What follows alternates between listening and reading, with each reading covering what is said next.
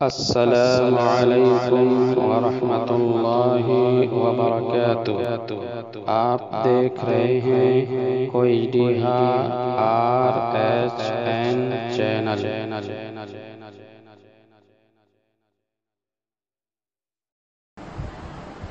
اما بعد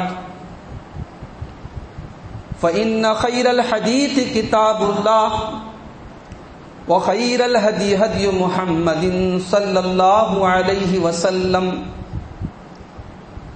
وشر الأمور محدثاتها وكل محدثة بدعة وكل بدعة ضلالة وكل ضلالة في النار۔ اعوذ باللہ من الشیطان الرجیم، بسم اللہ الرحمن الرحیم۔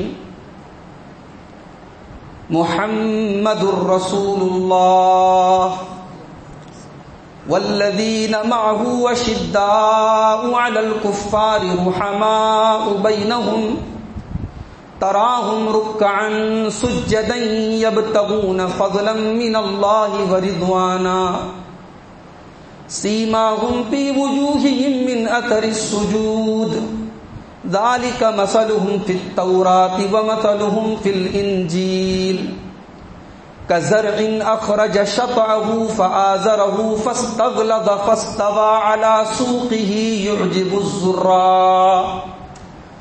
يعجب الزراع ليغيظ بهم الكفار وعد الله الذين آمنوا وعملوا الصالحات منهم مغفرة وأجرا عظيما۔ معزز علماء کرام، محترم بزرگوں، نوجوان ساتھیوں، پردہ نشین ماں اور بہنوں، پیارے بچوں، کمپنی گارڈن بیتول کی اس مسجد میں ہم اور آپ اللہ تعالیٰ کی توفیق سے آج یہاں اکٹھا ہوئے ہیں۔ کل 10 محرم کی تاریخ ہے، عاشورہ کا دن ہے، اور آپ جانتے ہیں کہ عاشورہ کا روزہ رکھنا اللہ کے نبی صلی اللہ علیہ وسلم کی سنت ہے،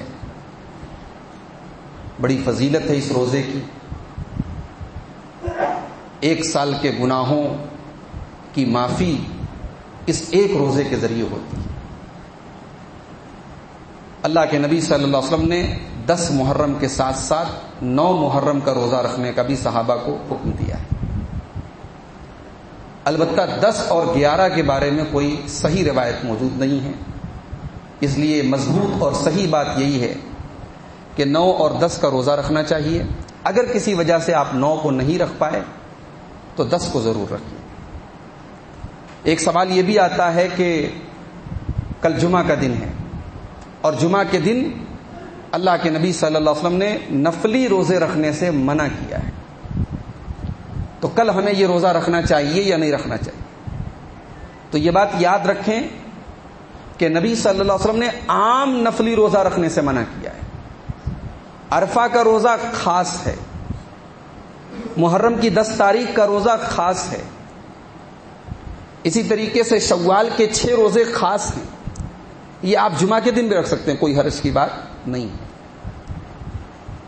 اللہ تعالی ہمیں کل روزہ رکھنے کی توفیق دے، اور کل کے دن کو ہمارے بہت سارے بھائیوں نے بدعات اور خرافات کا دن بنا دیا۔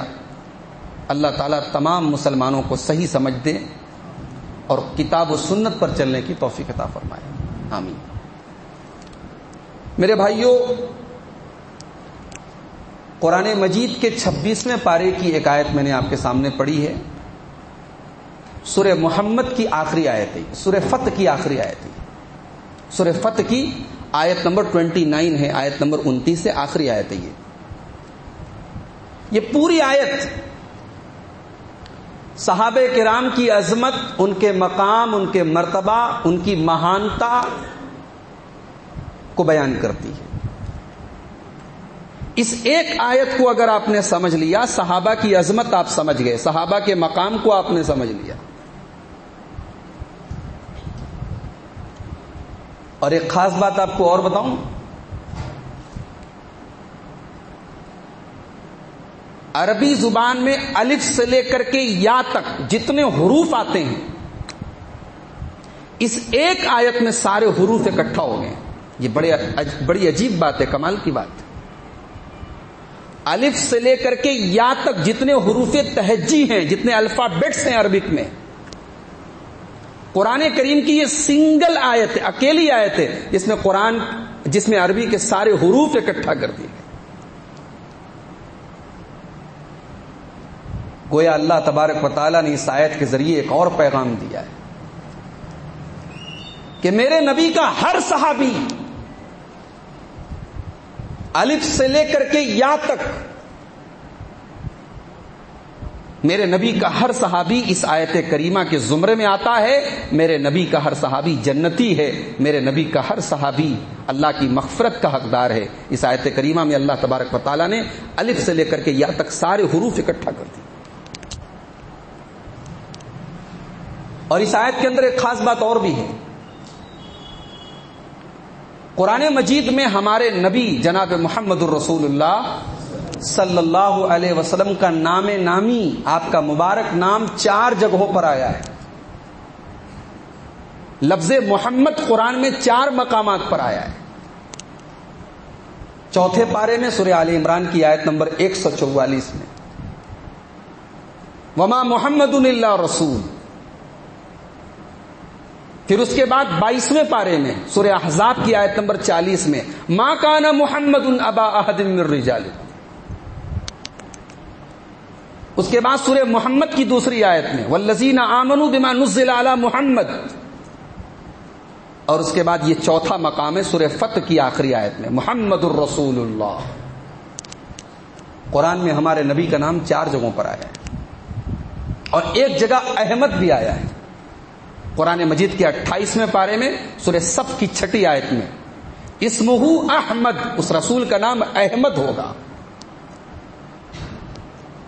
تو اس ایک آیت کو اگر ہم آج سمجھ لیں تو سمجھو میری تقریر کامیاب ہو گئی، اور میں اپنے موضوع کو، اپنے وشے کو، اپنے عنوان کو میں نے آپ کو سمجھا دیا. تو آئیے پہلے اس ایک آیت کو سمجھنے کی کوشش کرتے ہیں. موضوع کیا ہے؟ عظمت صحابہ. صحابہ کی عظمت کیا ہے؟ صحابہ کا گریڈ کیا ہے؟ صحابہ کا مقام کیا ہے؟ قرآن مجید کا 26واں پارہ آپ کے سامنے کھول رہا ہوں، سورہ فتح کی آخری آیت.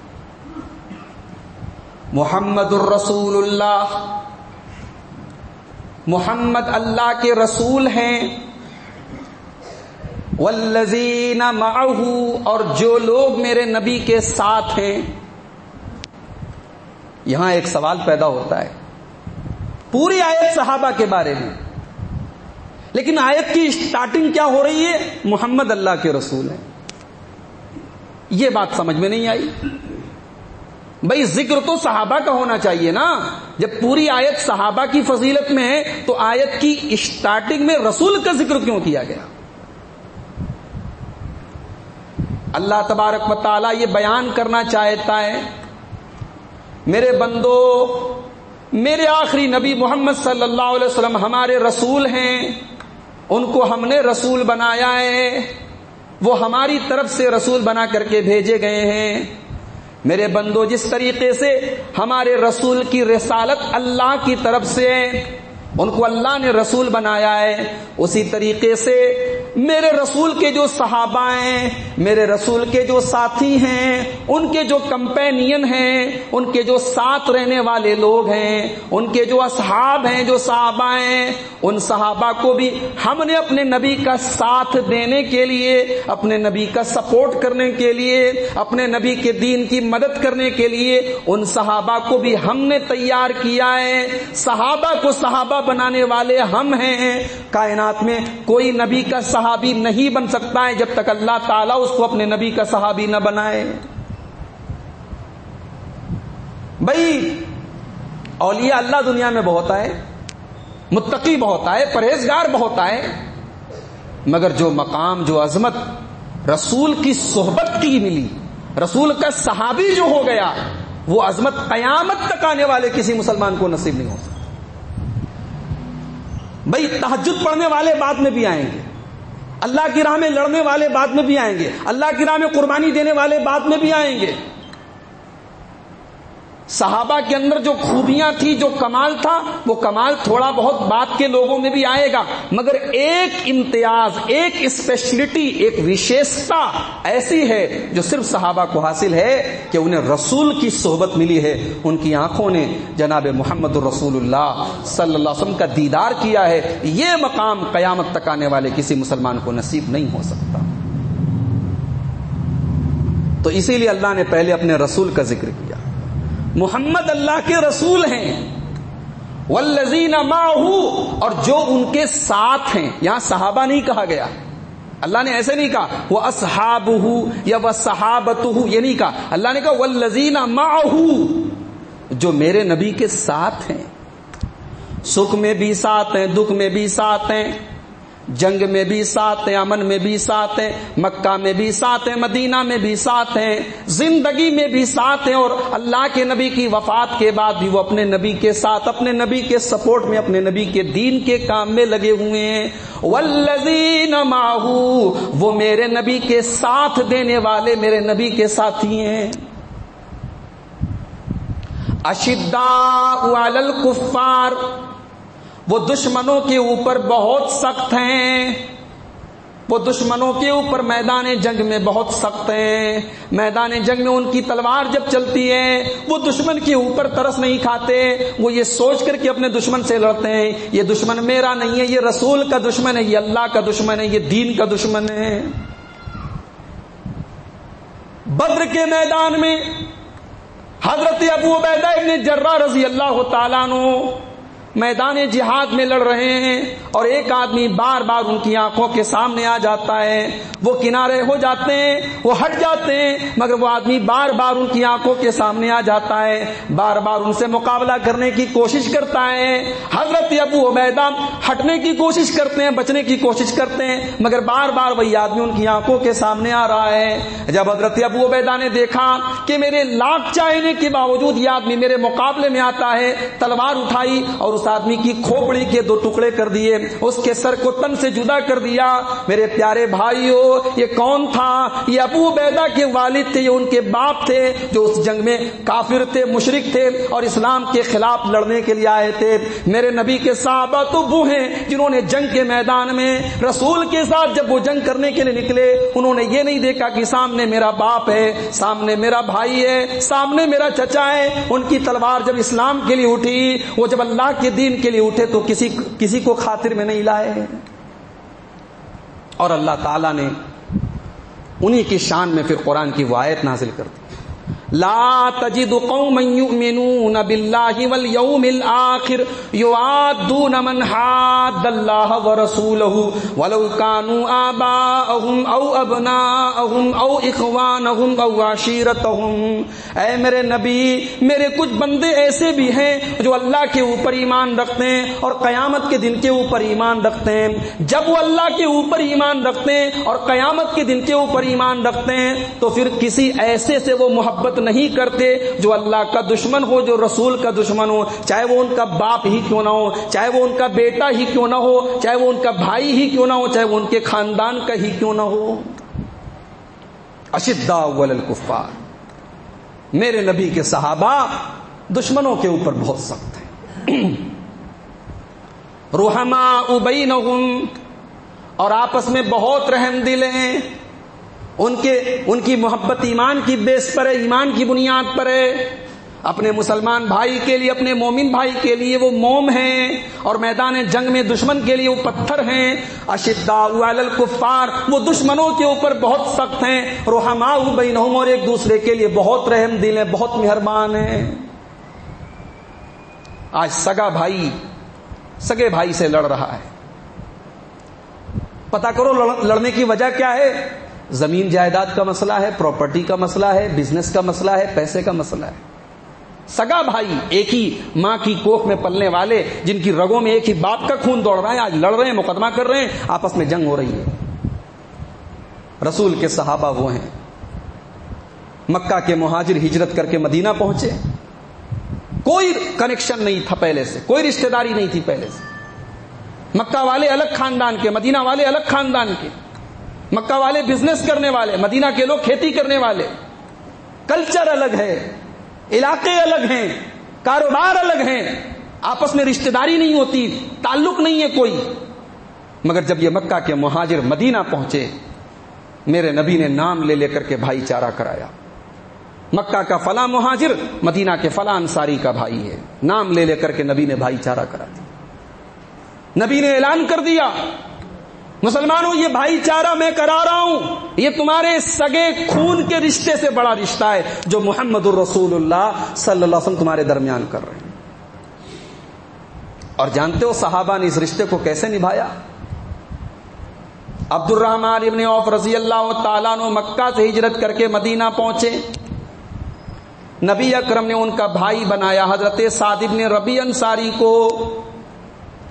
حضرت عبد الرحمن ابن عوف جب اپنے انصاری بھائی کے گھر پر پہنچے، بخاری کے الفاظ ہیں، حضرت سعد ابن ربیع کہتے ہیں کہ اے عبد الرحمن، آج رسول نے تمہیں میرا بھائی بنایا ہے، میں تمہیں اپنے سگے بھائی سے زیادہ درجہ دیتا ہوں، مقام دیتا ہوں، یہ میرا مال ہے، یہ میرا گھر ہے، یہ میری پراپرٹی ہے، آؤ بٹوارا کر لیتے ہیں، آدھا تم لے لو آدھا میں لے لیتا ہوں، کھیتی میں کروں گا، محنت میں کروں گا، لیکن عبد الرحمن جو پیداوار ہوگی، جو کھیتی پیدا ہوگی، آدھی تم لے لینا آدھی میں لے لیتا ہوں، میری 4 بیویاں ہیں، تم پسند کر لو، کسی ایک کو میں طلاق دے دیتا ہوں، عدت گزارنے کے بعد تم اس سے نکاح کر لینا، شادی کر لینا، تمہارے رہنے کا بھی انتظام میں کر رہا ہوں، تمہاری روزی روٹی کا انتظام بھی میں کر رہا ہوں، تمہاری شادی کا انتظام بھی میں کر رہا ہوں۔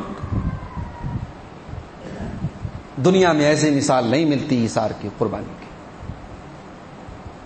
مگر حضرت عبد الرحمن ابن عوف، ہم اور آپ ہوتے سوچتے بھائی فری میں مل رہا ہے جلدی سے لے لو، کہتے ہیں نا مال مفت دل بے رحم، جو مال مفت میں ملتا ہے بڑی بے رحمی سے آدمی جلدی سے لے لیتا ہے۔ مگر صحابہ بڑے خوددار تھے بھائیوں، عبد الرحمن ابن عوف نے یہ نہیں دیکھا فری میں سب کچھ مل رہا ہے جلدی سے لے لو، کہا ہے میرے انصاری بھائی، اللہ تمہارے مال میں برکت دے، اللہ تمہارے پریوار میں برکت دے، نہ تو مجھے تمہارا مال چاہیے، نہ مجھے تمہاری کسی بیوی سے نکاح کرنے کی کوئی خواہش ہے، نہ میں یہ چاہتا ہوں کہ میں اپاہج بن کے تمہارے گھر میں بیٹھا رہوں، میں تو تاجر آدمی ہوں، میں تو بزنس مین آدمی ہوں، میں تو بازار کا چکر لگانے والا آدمی ہوں، تم مجھے مدینہ کے مارکیٹ کا راستہ بتا دو، مجھے بزنس کرنا ہے، اپنے پیروں پہ کھڑے ہونا ہے۔ زیرو سے شروع کیا عبد الرحمن ابن عوف نے، کچھ نہیں ہاتھ میں، مدینہ کے مارکیٹ میں پہنچے، اور وہ مارکیٹ بھی کیسا مارکیٹ ہے، جیسے آج بولتے ہیں نا فلاں مارکیٹ مارواڑیوں کے قبضے میں، فلاں مارکیٹ سندھیوں کے قبضے میں، فلاں مارکیٹ فلاں کے قبضے میں۔ مدینہ کا وہ مارکیٹ یہودیوں کے قبضے میں تھا۔ یہودی ظاہر ہے کہ اس زمانے میں بھی وہ یہودی تھے، ان کی فطرت تھوڑی بدل جائے گی۔ یہودی مکار تھے، مسلمانوں کو جو ہے اس مارکیٹ میں جمنے کا وہ کوئی چانس نہیں دینا چاہتے تھے۔ مگر ہمت مرداں مدد خدا، عبد الرحمن ابن عوف رضی اللہ تعالیٰ عنہ نے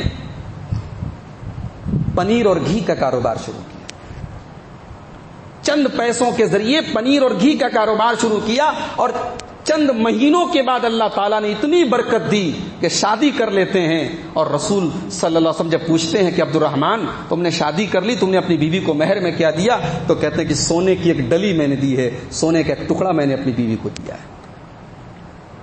تو یہ انصار اور مہاجر صحابہ ہیں، یہ رسول کے صحابہ ہیں، دشمنوں کے لیے بڑے سخت ہیں، آپس میں بڑے رحم دل ہیں۔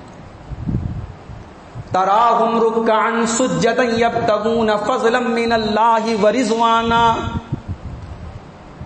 میرے نبی کے صحابہ کو تم جب بھی دیکھو گے تمہیں یا تو رکوع کی حالت میں نظر آئیں گے یا تمہیں سجدے کی حالت میں نظر آئیں گے۔ وہ اتنے عابد ہیں، اتنے زاہد ہیں، وہ اتنے بڑے پرہیزگار ہیں، تمہیں یا تو رکوع کی حالت میں وہ نظر آئیں گے یا تمہیں سجدے کی حالت میں نظر آئیں گے۔ آج کا مسلمان بڑی بڑی باتیں کرتا ہے، پوری دنیا کی خبر رکھتا ہے، پوری دنیا کی فکر رکھتا ہے، پڑوس میں کیا ہو رہا ہے، فلاں ملک میں کیا ہو رہا ہے، فلاں ملک کی مدد کیوں نہیں کر رہا ہے۔ ارے تو اپنی گلی کے مسئلے حل نہیں کر پاتا، اپنے محلے کے مسئلے حل نہیں کر پاتا، تو پڑوس کے اور پوری دنیا کے مسئلوں کا ٹھیکہ لے کے تو بیٹھا ہوا ہے۔ تو طے کر رہا ہے فلاں حکومت کا سپورٹ کیوں نہیں کر رہی ہے. یہ آج کے مسلمان کا حال ہے. مسجد میں اذان ہو رہی ہے, الصلاۃ خیر من النوم کی آواز چلا چلا کے مؤذن بیچارہ اس کا گلا بیٹھ گیا ہے. یہاں کوئی اپنی نیند کو نماز کے لیے قربان کرنے کو تیار نہیں. صحابہ کا یہ حال ہے, نماز کے شوق کا, یہ عالم ہے نماز کا, یہ جذبہ ہے ان کے اندر.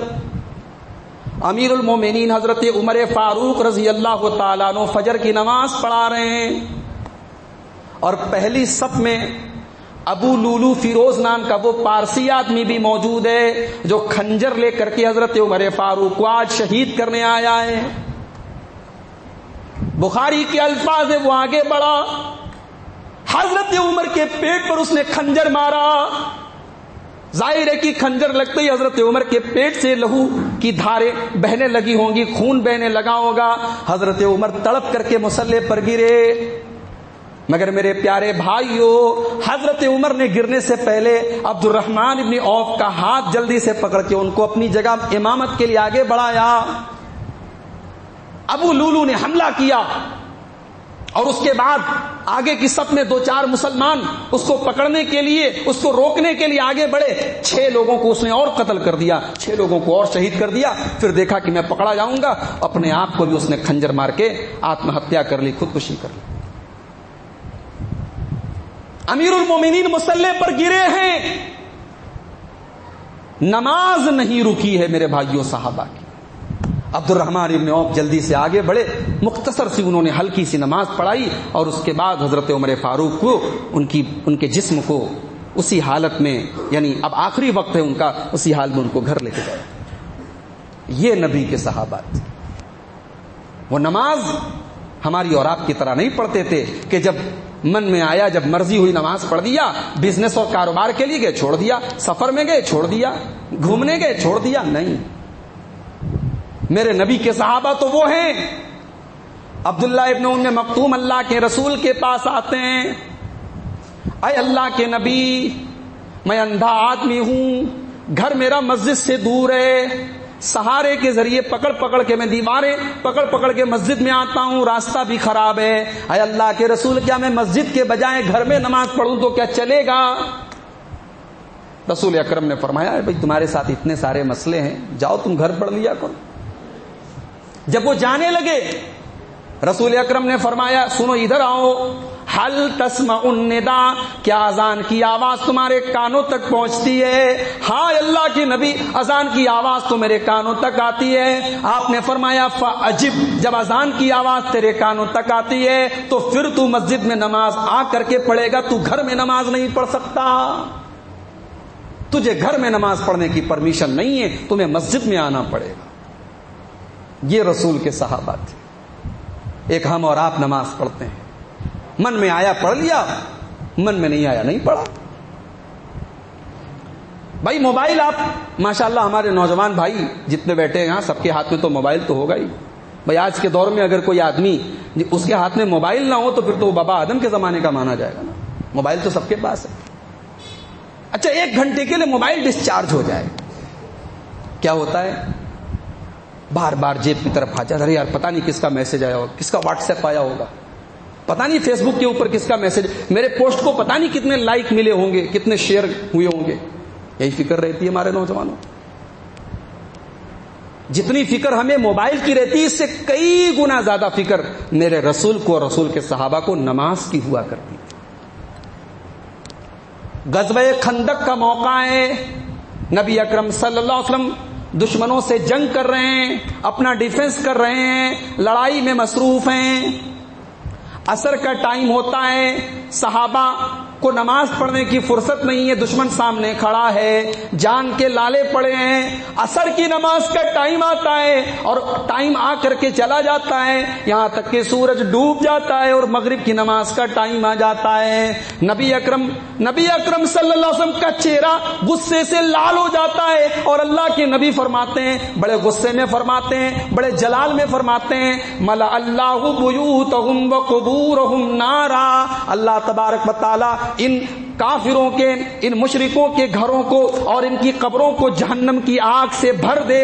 شغلونا عن الصلاۃ الوسطی، ان کی وجہ سے ہماری فجر کی نماز قضا ہو گئی، ہماری فجر کی نماز چھوٹ گئی. ایک ٹائم کی نماز قضا ہوئی ہے رسول کی. رسول کو اتنا غصہ آیا ہے. میرے بھائیوں، میرے نبی اور نبی کے صحابہ نماز کی ایسی فکر کرتے تھے. قرآن کیا کہہ رہا ہے؟ تراہم رکعن سجدا، تو ان کو جب بھی دیکھے گا یا تو وہ رکوع کی حالت میں تجھے نظر آئیں گے یا سجدے کی حالت میں نظر آئیں گے. اب ایک سوال اور پیدا ہوا، بھائی دنیا میں بہت سارے لوگ نماز پڑھتے ہیں مگر مقصد اللہ کو راضی کرنا نہیں ہے، مقصد محلے والوں کو راضی کرنا ہے، مقصد پڑوسیوں کو راضی کرنا ہے، مقصد یہ دکھانا ہے کہ بھائی میں نمازی ہوں. میرے نبی کے صحابہ ایسے نہیں ہیں. اگر وہ رکوع کر رہے ہیں، اگر وہ سجدہ کر رہے ہیں، اگر وہ نماز کے پابند ہیں، فرمایا یبتغون فضلا من اللہ ورضوانا، وہ اللہ کے فضل و رضا کے طالب ہیں، وہ اللہ کو راضی کرنا چاہتے ہیں. ان کے اندر ریاکاری نہیں ہے، ان کے اندر دکھاوا نہیں ہے، وہ اخلاص والے ہیں، وہ مخلص ہیں. ان کی عبادتوں میں ریاکاری نہیں ہے، ان کی نمازوں میں ریاکاری نہیں ہے، ان کے صدقہ خیرات میں ریاکاری نہیں ہے. بھئی اللہ تعالیٰ کو اخلاص کے ساتھ اللہ کی راہ میں کوئی ایک مٹھی جو دے دے، وہ اس 1,00,000 سے اور 1 کروڑ سے بہتر ہے جو دکھاوے کے لیے اللہ کی راہ میں دیا جائے. صحابہ کرام اللہ کی راہ میں جو بھی کرتے ہیں اللہ کو راضی کرنے کے لیے کرتے ہیں. غزوہ تبوک کے موقع پر کچھ غریب صحابہ تھے، مزدوری کرتے تھے، روز کھاتے ہیں روز خرچ کر دیتے ہیں، جیسے روز کنواں کھودتے ہیں روز پانی پی جاتے ہیں، وہی حال ہے ان کا. اب ان کے دل میں جذبہ ہے مجھے اپنے رسول کی مدد کرنی چاہیے، اپنے رسول کا سپورٹ کرنا چاہیے. تو بعض صحابہ نے اوور ٹائم کام کیا، دن میں کام کرتے تھے، رات میں کام کیا، نائٹ ڈیوٹی کی، اور اللہ کے رسول کے پاس 1 مٹھی 2 مٹھی جو لے کر کے آئے. یا رسول اللہ، یہ میں ایک غریب آدمی ہوں، مزدور آدمی ہوں، یہ میری طرف سے آپ کو مدد کی ضرورت ہے، تعاون کی ضرورت ہے، یہ میری طرف سے ایک نذرانہ ہے، ایک تعاون ہے، ایک سپورٹ ہے، میں آپ کو پیش کر رہا ہوں. رسول اکرم خوشی خوشی اس غریب صحابی کے جذبے کو دیکھتے ہوئے اس 1 مٹھی 2 مٹھی جو کو قبول کر لیتے ہیں. منافق لوگ مذاق اڑاتے ہیں، ان کا دیکھو یہ اسلام کی مدد کرنے آئے 1 مٹھی جو کے ذریعے. اللہ کے نبی جواب دیتے ہیں، لا تسبوا اصحابی، او لوگوں میرے صحابہ پر لعن طعن نہ کرو، میرے صحابہ کو برا بھلا نہ کہو. فلو ان احدکم انفق مثل احد ذهبا ما بلغ مد احدهم ولا نصیفه، اگر میرے صحابہ نے اللہ کی راہ میں 1 مٹھی یا آدھا مٹھی اللہ کی راہ میں جو دیا ہے، گیہوں دیا ہے، کوئی اناج کا دانہ دیا ہے، تو تم احد پہاڑ کے برابر بھی سونا خرچ کر کے میرے صحابی کے اس 1 مٹھی جو کا مقابلہ نہیں کر سکتے. میرے نبی اپنے صحابہ کی عظمت بیان کرتے ہوئے کہتے ہیں کہ تم پہاڑوں کے برابر بھی سونا خرچ کر دو، میرے صحابہ اگر اللہ کی راہ میں 1 مٹھی اور آدھا مٹھی دے رہے ہیں تم اس کا مقابلہ نہیں کر سکتے. اخلاص ہے ان کے اندر، وہ دکھاوے کے لیے کوئی کام نہیں کرتے. ذالک مثلہم فی التوراۃ ومثلہم فی الانجیل، اور اے قرآن پڑھنے والے میرے نبی کے صحابہ کا تذکرہ تجھے قرآن کے اندر تو مل ہی رہا ہے، تو تورات اٹھائے گا وہاں بھی میرے نبی کے صحابہ کا ذکر پائے گا، تو انجیل اٹھائے گا وہاں بھی میرے نبی کے صحابہ کا ذکر پائے گا. تورات اور انجیل میں بھی میرے نبی کے صحابہ کا ذکر تمہیں ملے گا. اس کے بعد بڑی پیاری مثال دی نبی کے صحابہ کی. کزرع، جیسے کوئی کھیتی ہوتی ہے، کوئی پودا ہوتا ہے، اخرج شطہ، پہلے اس پودے سے کونپلیں نکلتی ہیں، اس پودے کے اندر سے کچھ کونپلیں نکلتی ہیں، فآزرہ، پھر وہ پودا اس کونپل کے ذریعے تھوڑا مضبوط ہوتا ہے، فاستغلظ، پھر وہ پودا موٹا ہوتا ہے، فاستوى علی سوقہ، پھر وہ سیدھا کھڑا ہو جاتا ہے، پھر وہ اپنے دم پر اپنے بل پر کھڑا ہو جاتا ہے. اسلام کا پودا بھی میرے نبی کے صحابہ کے ذریعے مضبوط ہوا تھا، اسلام کا پودا پہلے کمزور تھا. پہلے مکہ کی وہ زندگی آپ دیکھو کہ بلال کو تڑپایا جا رہا ہے, عمار کو مارا جا رہا ہے, سمیہ کو قتل کیا جا رہا ہے, خبیب کو سولی دی جا رہی ہے, رسول گھر میں چھپ کر کے نماز پڑھتے ہیں, صحابہ چھپ کر کے اسلام کی تبلیغ کرتے ہیں. ایک مکہ کا وہ دور ہے, اور پھر مدینہ کا وہ دور ہے کہ بدر کی لڑائی ہے, احد کی لڑائی ہے, خندق کی لڑائی ہے, پھر مکہ فتح ہو رہا ہے. ایک طرف مکہ کی زندگی, ایک طرف مدینہ کی زندگی. پھر 1.25 لاکھ صحابہ میرے نبی کے ساتھ عرفات کے میدان میں حجۃ الوداع کے موقع پر 1.25 لاکھ صحابہ موجود ہیں. اسلام کا وہ پودا جسے محمد رسول اللہ نے کمزوری کے ساتھ شروع کیا تھا, اسے رسول کے صحابہ نے اپنی محنت کے ذریعے, اپنے خون جگر کے ذریعے اس کو مضبوط کر دیا, اس کو تناور کر دیا. اور قرآن کہتا ہے فاستوى علی سوقہ, اب وہ پودا مضبوط ہو گیا, تناور ہو گیا, اپنے تنے پر کھڑا ہو گیا. یعجب الزراع, اب جتنے کسان ہیں, کھیتی کرنے والے ہیں, اس کھیتی کو دیکھ کر کے, اس پودے کو دیکھ کر کے ان کو خوشی ہوتی ہے. لیغیظ بہم الکفار, اور کافروں کو تکلیف ہوتی, ان کو غصہ آتا ہے. وعد اللہ الذین آمنوا وعملوا الصالحات منهم مغفرۃ واجرا عظیما, اللہ تعالیٰ کہتا ہے کہ میرے نبی کے انہی صحابہ کے لیے ہم نے جنت اور مغفرت تیار کر کے رکھی ہے, کیونکہ یہ ایمان والے ہیں, یہ نیک عمل کرنے والے ہیں. اس ایک آیت کو, یہ سورہ فتح کی آخری آیت تھی, اس ایک آیت کو ہم نے سمجھ لیا میرے بھائیوں, ہم نے صحابہ کی عظمت کو سمجھ لیا, صحابہ کے مقام کو سمجھ لیا. اور آگے بڑھیے. اسکول تو آپ کے شہر میں کئی اسکول ہیں. اسکولوں میں ایک سسٹم ہے, بچے کو اس کی محنت کی بنیاد پہ گریڈ ملتا ہے, اس کی محنت کی بنیاد پہ, اس کی پرفارمنس کی بنیاد پر اس کو سرٹیفکیٹ ملتا ہے, اس کو مارک شیٹ ملتی ہے. اللہ تبارک و تعالیٰ نے اپنے رسول کے صحابہ کو بھی مارک شیٹ دی ہے, اپنے رسول کے صحابہ کو سرٹیفکیٹ دیا ہے. لیکن سرٹیفکیٹ کے پہلے اللہ تعالیٰ نے اپنے رسول کے صحابہ کا امتحان لیا. اولئک الذین امتحن اللہ قلوبہم للتقوی, ہم نے اپنے نبی کے صحابہ کا امتحان لیا, ان کے اندر اللہ کا تقوی کتنا ہے, ان کے اندر اللہ کا ڈر کتنا ہے, ان کے اندر اللہ کا خوف کتنا ہے. امتحان لیا ہم نے. سن رہے ہیں نا آپ, اللہ کیا کہہ رہا ہے, امتحان لیا ہم نے. اب سوال پیدا ہوا, اے اللہ تو نے امتحان لیا تو نبی کے صحابہ کو نمبر کتنا ملا, مارکس کتنے ملے, گریڈ کیا ملا؟ اللہ نے کہا اے گریڈ ملا. اللہ نے کہا 100 میں 100 ملا. کہا سورہ توبہ کی آیت نمبر 100 میں اللہ نے کہا والسابقون الاولون من المہاجرین والانصار والذین اتبعوہم باحسان, میرے نبی کے وہ صحابہ جو مہاجر ہیں اور جو انصار ہیں, جو پہلے میرے نبی کے اوپر ایمان لائے, والذین اتبعوہم باحسان, اور میرے نبی کے وہ صحابہ جو بعد میں ایمان لائے, جنہوں نے پہلے کے لوگوں کے طریقے کی پیروی کی, ان کے پیچھے پیچھے چلے. رضی اللہ عنہم ورضوا عنہ, اللہ ان سے راضی ہو گیا, وہ اللہ سے راضی ہو گئے. محرم کا مہینہ چل رہا ہے, زبانیں دراز کی جاتی ہیں حضرت امیر معاویہ کے اوپر. کہنے والے کہتے ہیں بھئی امیر معاویہ تو وہ ہیں جو بہت بعد میں اسلام لائے, پہلے دشمن تھے اسلام کے, بعد میں اسلام لائے. ابو سفیان ان کے باپ زندگی بھر اسلام کے دشمن رہے, فتح مکہ کے بعد ایمان لائے. مسئلہ یاد رکھو, عقیدے کی بات بتا رہا ہوں, عقیدہ نوٹ کرو. رسول کا کوئی صحابی اگر رسول کے اوپر ایمان لائے اور 1 منٹ کے بعد اس کا انتقال ہو جائے ایمان کی حالت میں, وہ صحابی ہے اور وہ جنتی ہے. یہ ہمارا عقیدہ ہے.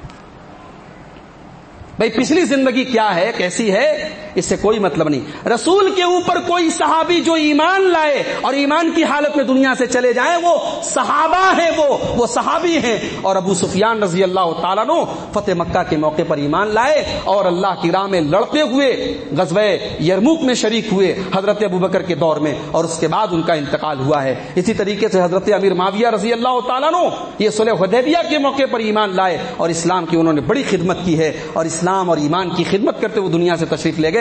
لہذا کسی صحابی پر یہ کہہ کر کے اعتراض مت کرو بعد میں ایمان لائے. تم یہ فیصلہ کرنے والے کون ہوتے ہو؟ میرا رب کہہ رہا ہے جو پہلے ایمان لائے وہ بھی جنتی, جو بعد میں ایمان لائے وہ بھی جنتی.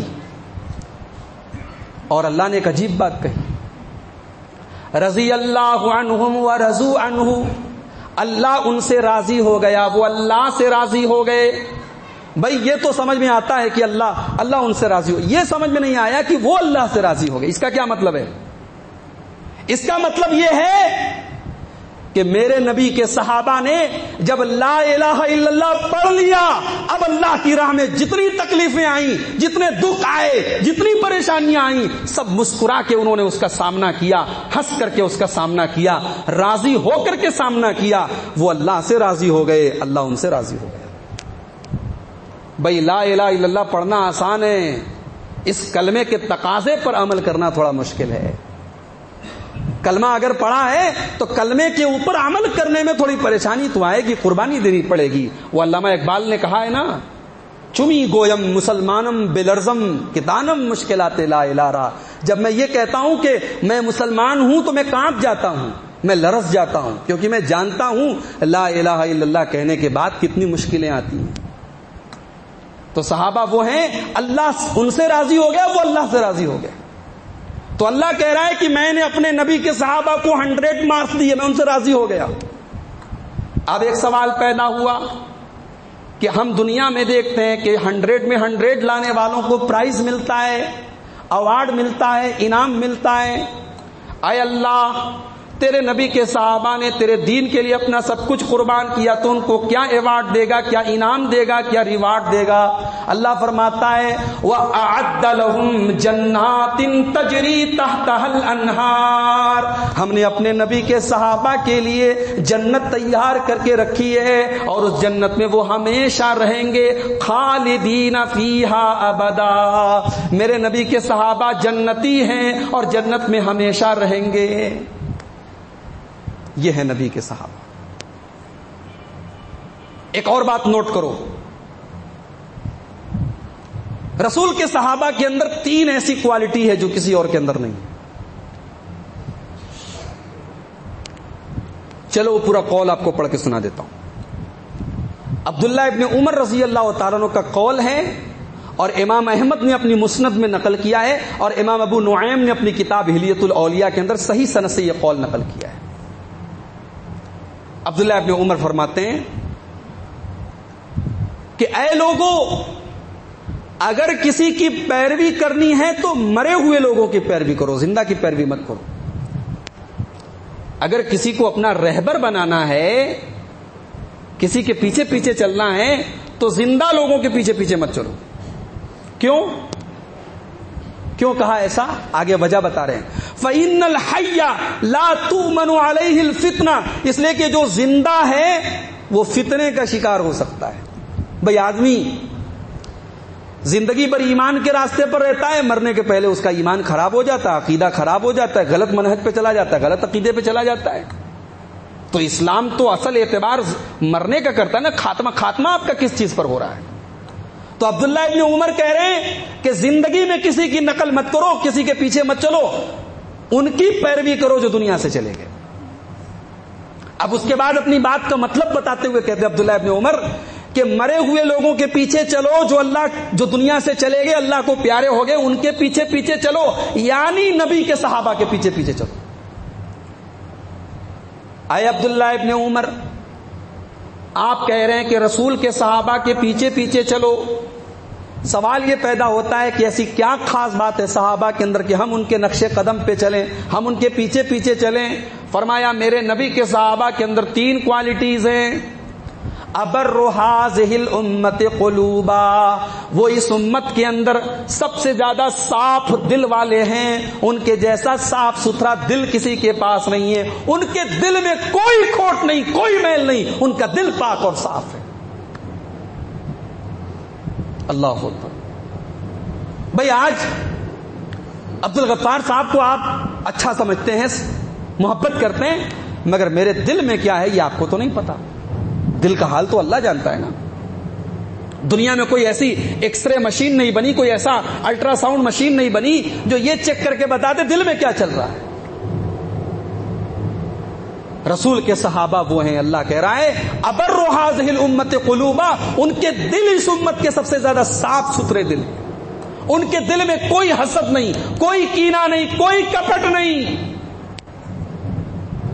بھئی دنیا میں اگر آپ کا کسی سے جھگڑا ہو جائے، اختلاف ہو جائے، آپ بھی نیک ہیں، متقی ہیں، نمازی ہیں، سامنے والا بھی نیک ہے، متقی ہے، نمازی ہے، لیکن جب جھگڑا ہوتا ہے نا تو کچھ نہ کچھ تو دل میں میل آ جاتا ہے نا، کچھ نہ کچھ تو دل میں ایک دوسرے کے خلاف نفرت آ جاتی ہے۔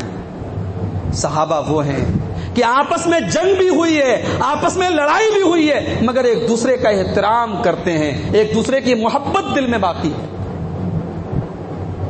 حضرت علی کو دیکھو، حضرت علی کی لڑائی چلتی ہے، حضرت امیر معاویہ سے لڑائی ہو رہی ہے، جنگ ہو رہی ہے نظریات کی بنیاد پر۔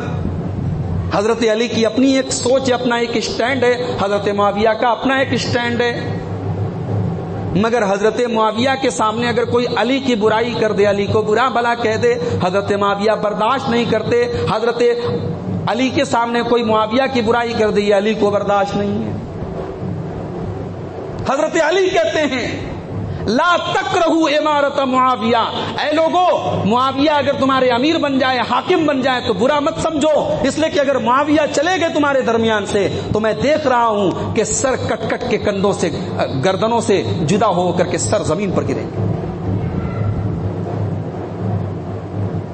حضرت امیر معاویہ رضی اللہ تعالیٰ عنہ، ان کے پاس ایک آدمی آتا ہے، حضرت علی کی تعریف کرتا ہے، حضرت علی کے فضائل بیان کرتا ہے، کہتا علی تو رات میں داڑھی پکڑ کے روتے تھے اور کہتے تھے کہ اے دنیا تو چلی جا، میں نے تجھے 3 طلاق دے دیا۔ میں نے تو علی کو رات میں روتے ہوئے اور تہجد پڑھتے ہوئے دیکھا ہے۔ وہ آدمی علی رضی اللہ تعالیٰ عنہ کی تعریفیں کر رہا ہے، حضرت معاویہ سن رہے ہیں اور رو رہے ہیں اور کہتے ہیں واللہ رحم اللہ ابو الحسن واللہ کان کذالک، اللہ رحم فرمائے ابو الحسن کے اوپر، اللہ رحم فرمائے علی کے اوپر، علی تو ایسے ہی تھے۔ صحابہ کے دل صاف ہے میرے بھائی، ابر هذه الامه قلوبا، صحابہ کے جیسا پاک صاف دل کسی کے پاس نہیں۔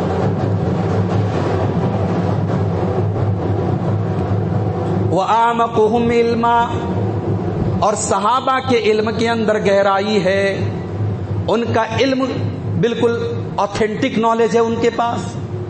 بھائی دنیا میں ہم علم حاصل کرتے ہیں، علم حاصل کرنے کے لیے 3 چیزوں کا صحیح ہونا ضروری ہے۔ چلو ایک بڑی اہم بات آپ کو بتا رہا ہوں، اس کو دماغ میں بٹھا لو۔ علم حاصل کرنے کے لیے 3 چیزوں کا صحیح ہونا ضروری ہے۔ پہلی چیز سورس آف نالج کیا ہے، آپ تعلیم کس سے حاصل کر رہے ہیں؟ گمراہ سے حاصل کریں گے تو گمراہ ہو جائیں گے، بدعقیدہ سے علم حاصل کریں گے بدعقیدہ ہو جائیں گے۔ تو سورس آف نالج بالکل صحیح ہونا چاہیے۔ صحابہ کا سورس آف نالج کیا ہے؟ رسول ہے، وہ ڈائریکٹ رسول سے تعلیم حاصل کر رہے ہیں۔ ان کو کوئی کنفیوژن آتی ہے، کوئی مس انڈرسٹینڈنگ آتی ہے، کوئی پرابلم آتی ہے، ان کے مسئلے کو حل کون کرتا ہے؟ جناب محمد رسول اللہ صلی اللہ علیہ وسلم۔ تو علم حاصل کرنے کے لیے پہلی شرط کیا ہے؟ سورس آف نالج صحیح ہونا چاہیے۔ دوسری شرط پروسیس آف نالج، علم حاصل کرنے کا طریقہ کیسا ہے آپ کا؟ بھئی کتاب پڑھ کے آپ ڈاکٹر نہیں بن سکتے۔ آپ اگر انٹرنیٹ پر بیٹھ کر کے میڈیکل کی کتابیں اٹھا کے مطالعہ شروع کر دیں، موٹی موٹی کتابوں کو ایک ایک پیج پڑھ جائیں اور اگلے دن آپ کلینک کھول کے بیٹھ جائیں تو سرکار کی نظر میں آپ جھولا چھاپ ڈاکٹر مانے جائیں گے۔ آپ یہ نہیں کہیں گے بھائی میں نے تو میڈیکل کی کتابیں پڑھی ہیں، آپ کا پروسیس آف نالج گڑبڑ ہے۔ صحابہ کا پروسیس آف نالج بھی بالکل درست ہے، ان کے ٹیچر جناب محمد رسول اللہ، اور ان کا پروسیس کیا ہے؟ انہوں نے رسول کے سامنے زانو تلمس طے کیا ہے۔ ان کو جب بھی کوئی مسئلہ آتا تھا وہ رسول سے پوچھتے تھے، انہوں نے قرآن کی آیتوں کو اترتے ہوئے دیکھا ہے، آفتاب رسالت کی سنہری کرنیں ڈائریکٹ ان کے اوپر پڑی ہیں۔ اور علم کی تیسری کنڈیشن یہ ہے کہ علم حاصل کرنے کے بعد اس کے اوپر عمل کیا جائے۔ آپ نے بہت پڑھا ہے، بہت علم حاصل کیا ہے، لیکن آپ اپنے علم کے اوپر عمل نہیں کرتے، بیکار ہے آپ کا علم حاصل کرنا۔ میرے نبی کے صحابہ، انہوں نے جو سیکھا رسول سے اس پر عمل کیا۔ صحابہ تو یہاں تک کہتے ہیں ہم اللہ کے نبی سے 10 آیتیں پڑھا کرتے تھے، 10 آیتیں سیکھا کرتے تھے، اور جب تک ہم ان 10 آیتوں کے اوپر عمل نہیں کرتے تھے ہم آگے نہیں بڑھتے تھے۔ ہم ان 10 آیتوں پر عمل کر لیتے تھے تب آگے بڑھتے تھے۔ تو تینوں کنڈیشن علم حاصل کرنے کے، ان کا سورس آف نالج بھی بالکل صحیح ہے، ان کا پروسیس آف نالج بھی بالکل صحیح ہے، اور ان کا ریزلٹ آف نالج بھی بالکل صحیح ہے۔ تو حضرت عبداللہ ابن عمر کہتے ہیں اعمقہم علما، رسول کے صحابہ اس امت کے اندر سب سے گہرے علم والے، ان کے علم کے اندر گہرائی ہے، ان کا علم گہرا ہے۔ آپ کو بھی ایک سبق دیتا ہوں، علماء سے جڑو بھائیو۔ ضروری نہیں کوئی کوٹ میٹ پہن لے، ٹائی لگا لے اور بہت اچھے کیمرے کے سامنے وہ آ کر کے بولے، بہت اچھے اسٹیج پر آ کر کے بولے تو وہ آپ کے دین کا ٹیچر بن جائے، ضروری نہیں ہے۔ انداز بیان کسی کا بہت اچھا ہے، گفتگو میں بہت فلوئنسی ہے، اس کا یہ مطلب نہیں کہ وہ دین سکھانے کے لائق ہو گیا۔ دین علماء سے سیکھو، دین علماء سے سیکھو۔ بھائی دنیا میں انجینئرنگ کی تعلیم آپ ڈاکٹر سے نہیں لیتے، میڈیکل کی تعلیم آپ انجینئر سے نہیں لیتے، دوا لینے کا کام آپ بنیا کی دکان پہ نہیں کرتے، بنیا کا سامان ڈاکٹر کے یہاں جا کے نہیں لیتے۔ دین کو اتنا ہلکا مت بناؤ میرے بھائی کہ جو آدمی آئے اور وہ انٹرنیٹ پہ کھڑا ہو جائے، مائک لے کے کھڑا ہو جائے اور کہے پوچھو، اور وہ لوگوں کے سوالوں کا الٹا سیدھا جواب دے اور آپ اسے مفتی بنا لیں، اسے آپ دین سکھانے والا بنا لیں، یہ طریقہ نہیں ہے، یہ سلف کا طریقہ نہیں، یہ صحابہ کا طریقہ نہیں۔ یہ علم، یہ دین کا علم ہے۔ آپ اگر کسی سے دین کا علم لے رہے ہیں اس کو آپ نے دین کا ٹیچر بنایا ہے۔ بھائی دنیا میں ہم گڑبڑ آدمی کو ٹیچر نہیں بناتے، دین کا ٹیچر آپ کسی کو بھی بنا لیں گے۔ تو بہت سوچ سمجھ کر کے کسی سے دین کا علم حاصل کرو۔ کوئی حدیثوں کا نمبر بتا رہا ہے، فر حدیثوں کا نمبر تو آپ کو بتا رہا ہے، لیکن آپ کو صحابہ سے بدظن کر رہا ہے، بدگمان کر رہا ہے، صحابہ کا بغض آپ کے دل میں ڈال رہا ہے، نام لے رہا ہے علی کی محبت کا، نام لے رہا ہے حسین کی محبت کا، نام لے رہا ہے اہل بیت کی محبت کا، لیکن آپ کے دل میں بیج بو رہا ہے معاویہ سے بغض کا، عمرو بن عاص سے بغض کا، صحابہ سے بغض کا۔ آپ سمجھ نہیں پا رہے ہیں، آپ کو بس یہی اچھا لگ رہا ہے بھائی فلاں صاحب تو نمبر بتاتے ہیں حدیث کا، انہوں نے ہر چیز حوالے سے بتائی ہے۔ حوالے سے بات کرنا، نمبر بتا دینا، دیٹ از ناٹ انف، یہ کافی نہیں ہے۔ کبھی کبھی ایسا بھی ہوتا ہے سامنے والا حدیث صحیح پڑھ رہا ہے، حدیث کا نمبر بھی صحیح بتا رہا ہے، لیکن حدیث کا مطلب غلط بتا رہا ہے، حدیث سے غلط مسئلہ نکال رہا ہے۔ تو صحابہ وہ ہیں کہ ان کے علم کے اندر گہرائی ہے۔ اور تیسری کوالٹی نبی کے صحابہ میں وَأَقَلُّهُمْ تَكَلُّفًا، صحابہ کے اندر تکلف نہیں ہے، صحابہ کے اندر بناوٹ نہیں ہے، تصنع نہیں ہے۔ صحابہ جو دکھتے ہیں وہ ہیں، ایسا نہیں ہے کہ دکھتے ہیں بہت نیک اور اندر سے نعوذ باللہ گڑبڑ ہے، نہیں، صحابہ جو دکھتے ہیں ویسے ہیں، جو ان کے دل میں ہے وہ زبان پر ہے۔ رستم، ایران اللہ کے رسول کے بعد حضرت عمر فاروق کے دور میں ایک سپر پاور ہے دنیا کی ایران، ایک رومن امپائر ہے، ایک پرشین امپائر ہے، ایک رومی طاقت ہے، ایک ایرانی طاقت ہے، اور حضرت عمر وہ ہیں جنہوں نے ان دونوں طاقتوں کو اپنے دور میں چیلنج کیا۔ مسلمانوں کی فوجیں لڑنے گئی ہیں ایران سے، ایران کا سپہ سالار ہے رستم، اس نے حضرت سعد بن ابی وقاص جو کمانڈر ان چیف تھے مسلمانوں کے، ان کے پاس پیغام بھیجا کہ بھائی جنگ کرنے سے پہلے تھوڑا ہم لوگ آپس میں گفتگو کر لیں، ڈسکس کر لیں، ہو سکتا ہے بات چیت سے مسئلہ حل ہو جائے۔ حضرت سعد بن ابی وقاص نے ایک صحابی جن کا نام ہے ربعی بن عامر رضی اللہ تعالیٰ عنہ، ان کو اپنا نمائندہ بنایا، اپنا ایمبیسڈر بنایا، اور کہا کہ تم جاؤ اور رستم کے دربار میں جا کر کے ہمارا جو اسٹینڈ ہے، ہماری جو بات ہے اس کو جا کر کے رکھو۔ بہت غور سے سنیے گا، رستم نے اپنے دربار کو خوب سجایا، بڑی بڑی جھالریں لگی ہیں، بڑے بڑے قمقمے لگے ہیں، بہترین قالین بچھا ہے، دربار کو اتنا سجایا ہے رستم نے کہ آج جو آئے دربار کی چمک دمک دیکھ کر کے حیران رہ جائے۔ حضرت ربیع بن عامر سپاہی کے لباس میں، جنگ کے لباس میں، لوہے کی زرہ پہن کر کے، تلوار اپنے میان میں لگا کر کے، گھوڑے پر سوار ہو کر کے رستم کے دربار میں پہنچتے ہیں، دروازے پر گھوڑے سے اترتے ہیں، اور اپنے نیزے کو زمین کی اس بہترین قالین میں چبوتے ہوئے اس قالین کو خراب کرتے ہوئے رستم کے سامنے جا کے کھڑے ہو جاتے ہیں. رستم کا سارا دربار حیران ہے, یہ کون سی مخلوق آ گئی بھائی, یہ کہاں سے آ گئے یہ لوگ. اس کو نہ قالین کی خوبصورتی نے اس کی آنکھوں کو چکا چوندھ کیا, نہ میرے دربار کے ان جھالروں نے اور ان کمکموں نے اس کو حیران کیا. یہ تو عجیب و غریب آدمی ہے, نہ دائیں دیکھ رہا ہے نہ بائیں دیکھ رہا ہے. سامنے آیا اور رستم کے سامنے کھڑے ہو گئے. رستم نے پوچھا بھائی کہاں سے آئے ہو, کس لیے آئے ہو, تو مقصد کیا ہے تمہارا. اللہ اکبر. حضرت ربی ابن عامر نے 2 لائن میں پورا اسلام بیان کر دیا. 2 لائن میں پورا اسلام بیان کر دیا. کہا ہے رستم, جئنا لنخرج العباد من عبادت العباد الى عبادت اللہ. ہم آئے ہیں اس لیے تاکہ بندوں کو بندوں کی غلامی سے نکال کے اللہ کا بندہ بنا دے. ومن جور الادیان الى عدل الاسلام. دنیا میں جو جھوٹے مذہب ہیں جو لوگوں نے بنا کے رکھے ہیں, ان مذہبوں نے انسانوں پر بڑا ظلم کیا ہے. اس ظلم سے نکال کے اسلام کی عدل و انصاف کی شیتل چھایا میں ہم لانے کے لیے آئے ہیں. ومن ضیق الدنیا الى سعۃ الآخرہ. اور ہم دنیا کی تنگیوں سے نکال کے آخرت کی وسعتوں اور آخرت کی کشادگی اور آخرت کی لمبائی چوڑائی میں لے ہم, یعنی جنت اور آخرت کی فکر اور جنت اور آخرت کے بارے میں لوگوں کو سوچنے پر مجبور کرنے کے لیے آئے. تو صحابہ ایسے تھے میرے بھائی, تکلف نہیں تھا ان کے اندر. اللہ کے نبی فجر کی نماز پڑھا رہے ہیں, ابو عبیدہ ابن جراح بحرین سے مال غنیمت لے کر کے آئے ہیں, مال لے کر کے آئے ہیں. مسجد میں آ کر کے مال رکھا ہوا ہے. صحابہ کو مال کی ضرورت ہے, غریب ہیں, کمزور ہیں. صحابہ نے مسجد میں دیکھا مال آیا ہوا ہے, ظاہر ہے کہ صحابہ کو اس مال کو حاصل کرنے کی طلب پیدا ہوئی.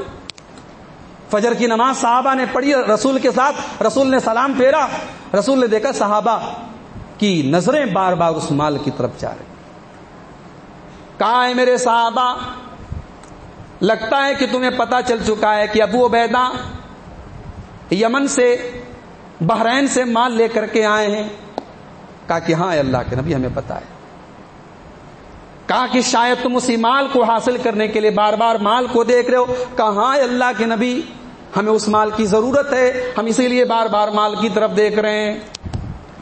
نبی اکرم نے فرمایا اے میرے صحابہ, میں اس بات سے نہیں ڈرتا ہوں کہ تم میرے بعد غریب ہو جاؤ گے. مجھے تمہارے بارے میں غریب ہونے کا ڈر نہیں ہے, مجھے تمہارے فقیر ہونے کا ڈر نہیں ہے. مجھے ڈر اس بات کا ہے جب دنیا تمہارے اوپر کشادہ ہو جائے گی, جب دنیا کی نعمتیں تم کو مل جائیں گی, جب دنیا کی دولت تم کو مل جائے گی, فتنافسوها کما تنافسوها, تو جیسے تم سے پہلے کے لوگوں نے دنیا کو حاصل کرنے کے لیے ایک دوسرے کو مارنا کاٹنا شروع کر دیا, ایک دوسرے سے لڑنا شروع کر دیا. کہیں ایسا نہ ہو کہ دنیا کو پانے کے لیے تم بھی ایک دوسرے سے لڑنے لگو, ایک دوسرے کو مارنے کاٹنے لگو, اور جیسے دنیا نے تم سے پہلے کے لوگوں کو ہلاک کر دیا کہیں تمہیں بھی ہلاک نہ کر دے. اقلہم تکلفا, صحابہ کے اندر تکلف نہیں ہے. صحابہ کے اندر جو چیز زبان پر ہے وہی دل میں ہے, جو دل میں ہے وہ زبان پر ہے. تو حضرت عبداللہ ابن عمر کہتے ہیں یہ 3 کوالٹی ہے میرے رسول کے صحابہ میں.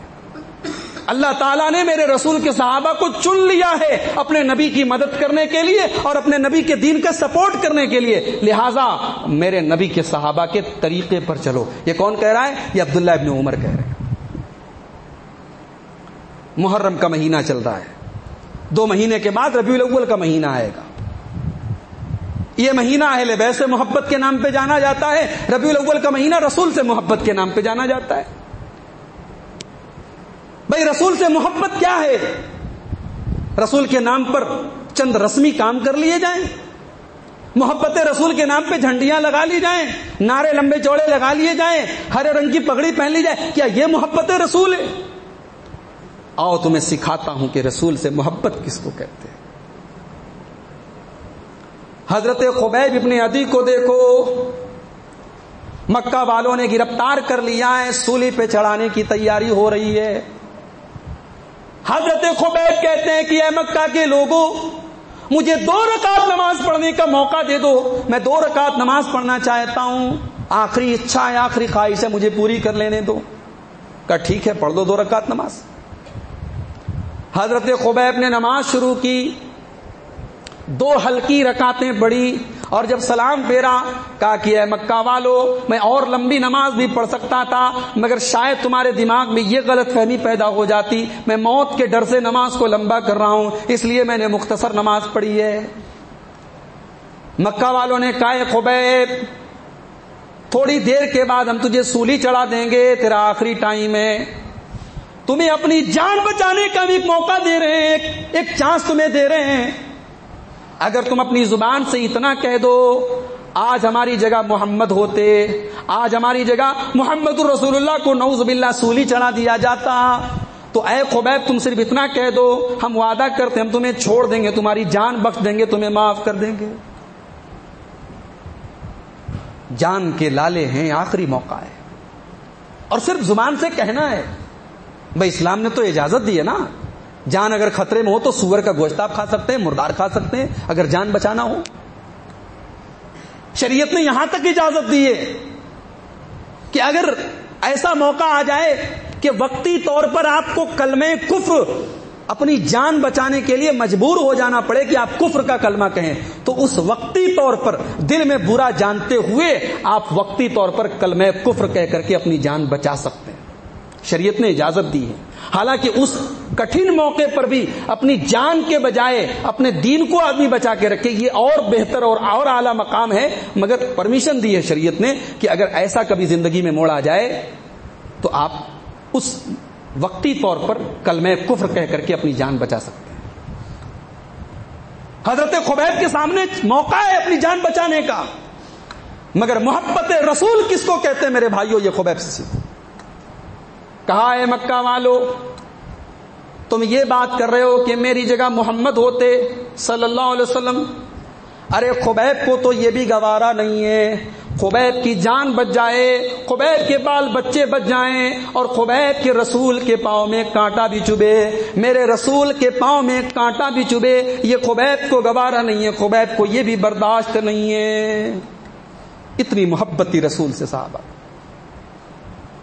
گرمی کا موسم ہوتا ہے، ہمیں اور آپ کو پیاس لگتی ہے، اس گرمی کے موسم میں اگر کوئی ٹھنڈا پانی ہمارے سامنے لا کے رکھ دے، اس ٹھنڈے پانی کی ہمارے اندر کتنی طلب ہوتی ہے، کتنی ڈیمانڈ ہوتی ہے، اس ٹھنڈے پانی سے اس گرمی میں ہمیں کتنی محبت ہوتی ہے۔ حضرت علی کہتے ہیں اللہ کی قسم ہمیں اپنے رسول سے اتنی زیادہ محبت تھی کہ اپنے باپ سے زیادہ، اپنی ماں سے زیادہ، اپنی جان سے زیادہ، یہاں تک کہ سخت گرمی میں ٹھنڈے پانی سے بھی بڑھ کر کے رسول سے محبت تھی، رسول ہمیں پیارے تھے۔ حدیبیہ کا موقع ہے، کافروں نے عروہ ابن مسعود کو بھیجا ہے کہ جاؤ تم محمد اور ان کے ساتھیوں سے بات کرو صلی اللہ علیہ وسلم۔ عروہ ابن مسعود ابھی مسلمان نہیں ہوئے، ابھی کافر ہیں، مشرک ہیں، اور مشرکوں کی طرف سے بات کرنے کے لیے آئے اللہ کے رسول سے۔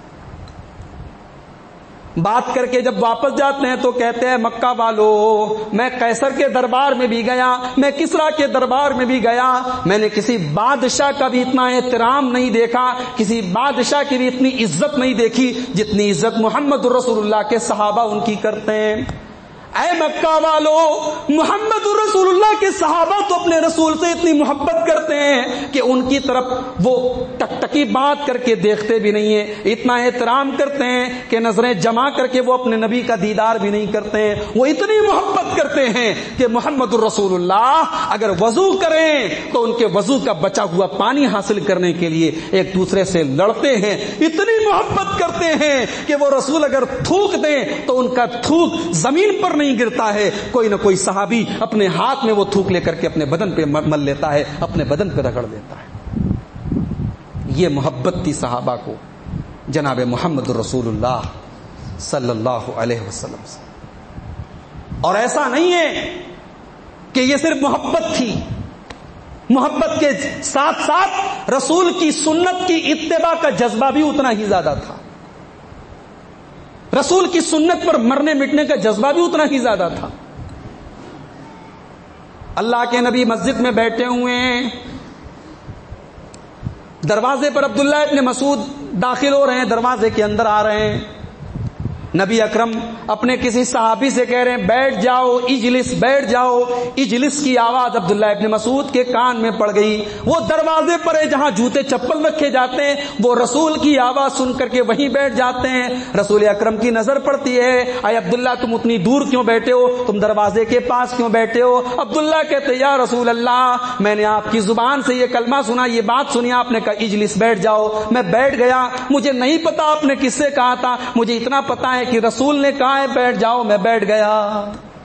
یہ سنت کی پیروی کا یہ جذبہ تھا میرے بھائی.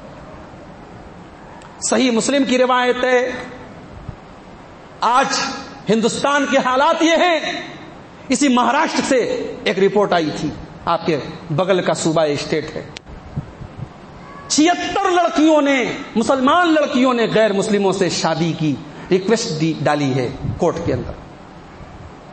76 لڑکیاں مرتد ہو گئیں. ظاہر ہے کہ مسلمان لڑکی اگر غیر مسلم سے شادی کرتی ہے، اسلام کی نظر میں یہ شادی حرام ہے اور یہ زنا ہے. اور یہ لڑکیاں صرف شادی نہیں کر رہی ہیں، اس کے ساتھ ساتھ جس لڑکے سے شادی کر رہی ہیں اس کے مذہب کو بھی قبول کر رہی ہیں، اس کے مذہب میں داخل ہو رہی ہیں، مرتد ہو رہی ہیں. ہماری پیشانی پر بڑے بل پڑتے ہیں، ہمیں بڑا غصہ آتا ہے. ہماری لڑکیاں مرتد ہو رہی ہیں، ہماری بہنیں مرتد ہو رہی ہیں، مگر تب بھی ہماری آنکھ نہیں کھلتی. ہم نے مسجدوں کے دروازے بند کر کے رکھے اپنی عورتوں کے لیے. ہمارے مولویوں نے فتویٰ دیا مسجد میں عورتیں نہ جائیں، مسجد میں جانا ان کے لیے فتنہ ہے، ان کے لیے آزمائش ہے، ان کے لیے حرام ہے. مارکیٹ جائیں، گھومنے پھرنے کی جگہوں پہ جائیں، مسجد میں آئیں گی، جمعہ کا خطبہ سن لیں گی، دین کی کچھ باتیں سن لیں گی تو فتنہ ہے. میرے بھائیوں آج WhatsApp, social media, Facebook, Instagram, بے حیائی کے یہ سارے اڈے ہمارے گھر میں موجود ہیں. ہماری بیٹیاں، ہماری بہنیں، ہمارے گھر کی لڑکیاں ان کو استعمال کر رہی ہیں، بے حیائی سیکھ رہی ہیں، لیکن ان کو دین کی بات بتانے کا کوئی سورس ہم نے اپنے پاس نہیں رکھا. ہم نے مسجدوں کے دروازے بند کر لیے ان کے. عبداللہ ابن عمر رضی اللہ تعالیٰ عنہ، صحیح مسلم کے الفاظ ہیں، وہ کھڑے ہو کر کے رسول کی حدیث سنا رہے، لا تمنعوا اماء اللہ عن المساجد، اللہ کی بندیوں کو مسجد جانے سے مت روکو. اگر اللہ کی بندیاں مسجد جانا چاہیں تو ان کو مسجد میں جانے دو. ان کا ایک بیٹا کھڑا ہو گیا، اس نے کہا ہم تو روکیں گے، ہم نہیں جانے دیں گے عورتوں کو مسجد میں، ہم عورتوں کو مسجد میں نہیں جانے دیں گے، وہ جا کر کے وہاں فتنہ کریں گی.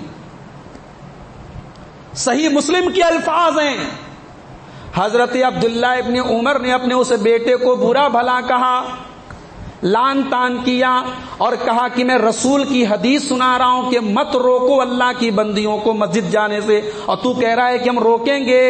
آج کے بعد میں تجھ سے بات نہیں کروں گا. اور اس دن کے بعد سے مرتے دم تک عبداللہ ابن عمر رضی اللہ تعالیٰ عنہ اپنے اس بچے سے بات نہیں کرتے. یہ ہوتی ہے اتباع سنت.